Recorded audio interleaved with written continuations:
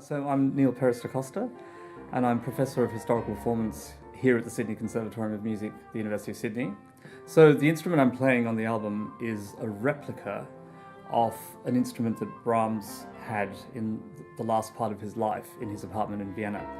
The original was made by a man called Johann Baptist Streicher, and it's very interesting. Streicher comes from a long line of makers. So Johann Baptist's mother was Nanetta Streicher, who actually made a piano for Beethoven, and her father was Johann Andreas Stein, who made a piano for Mozart. Stein's instrument is what we now call a Viennese action grand piano. It was 5 octaves. It was straight strung, which means that the strings move away from the player, perpendicular to the player, and a wooden framed instrument, so very light in construction.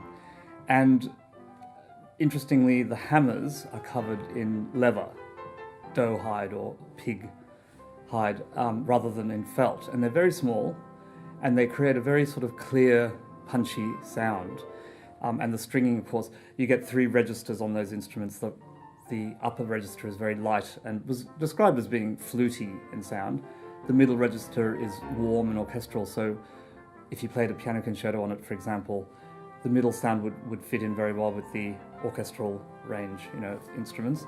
And the bass end was typically in brass strings and was very punchy and often kind of bassoon and reedy like.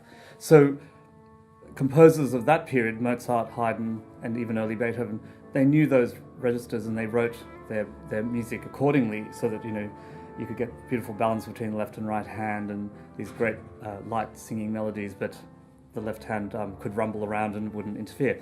So the Streicher is in that line of making. I think the beauty of this instrument is that because it's in that Viennese-German tradition of making, it suits all the music that's on this disc.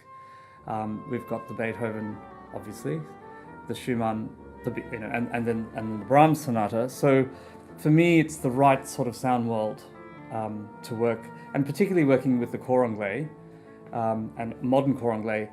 There's something about the way this instrument can fuse all of that together somehow.